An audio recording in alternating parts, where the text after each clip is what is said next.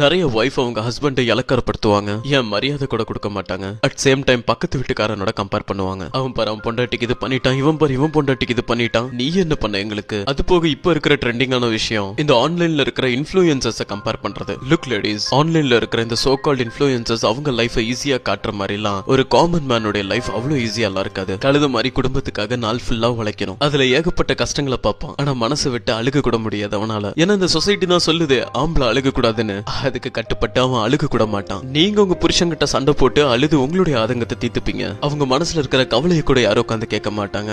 இவ்வளவுதானா அப்படின்னு போயிருவாங்க. இந்த கஷ்டத்துலயும் அவன் நிறைய ரோலும் பிளே பண்ணணும். அம்மா அப்பா பேச்சு கேட்கணும், அம்மா அப்பாவை நல்லா பாத்துக்கணும், ஏன்னா அவனுடைய சொர்க்கம் அம்மா அப்பாவுடைய காலுக்கடியில தான் இருக்கு. பொண்டாட்டி பேச்சையும் கண்டிப்பா கேட்கணும், ஏன்னா அவனுடைய வாழ்க்கையுடைய துணையை பொண்டாட்டி தான். கூட பிறந்தவங்க பேச்சையும் கேட்கணும், ஏன்னா அது இவனுடைய கடமையா இருக்கும். பெத்த குழந்தைங்க பேச்சையும் கேட்கணும், ஏன்னா அவங்க தான் இவனுடைய கனவாவும் இருப்பாங்க. நீங்க உங்க புருஷனை மதிக்கலன்னா உங்க குழந்தைங்களும் அவங்க அப்பாவை மதிக்க மாட்டாங்க. அப்புறம் அவங்க வளர்ந்து தன்னுடைய தந்தைக்கு எதிரான முடிவுகளை எடுக்கும் போதுதான் குடும்பத்துக்காக வாழ்நாள் ஃபுல்லா கஷ்டப்பட்ட ஒரு ஆணுடைய மனசு சுக்குநூறா உடையும். ஒரு அறிவான பொம்பளை என் புருஷன் சொல்றதா இந்த வீட்டுல நடக்கும்ட்டு தான் புருஷனை அரசனாக்கி தான் ஒரு அரசனுடைய மனைவியாவா. அதே ஒரு முட்டாள் பொம்பளை தன்னுடைய புருஷன் தான் சொல்றதை மட்டும்தான் கேட்கணும்ட்டு தான் புருஷனை அடிமையாக்கி அவளும் ஒரு அடிமையோடைய பொண்டாட்டியாவா. சோ நீங்க ஒரு அறிவாளியா இருக்கணுமா இல்ல முட்டாளா இருக்கணுமாங்கிறத நீங்களே முடிவு பண்ணிக்கோங்க. லுக், நான் இதை சொன்னது எல்லாமே தான் குடும்பத்துக்காக உழைக்கிற சமூகத்துல இருக்கிற நல்ல ஆண்களுக்கு மட்டும்தான் பொருந்தும். குடிகாரனுங்களுக்கோ இல்ல கஞ்சா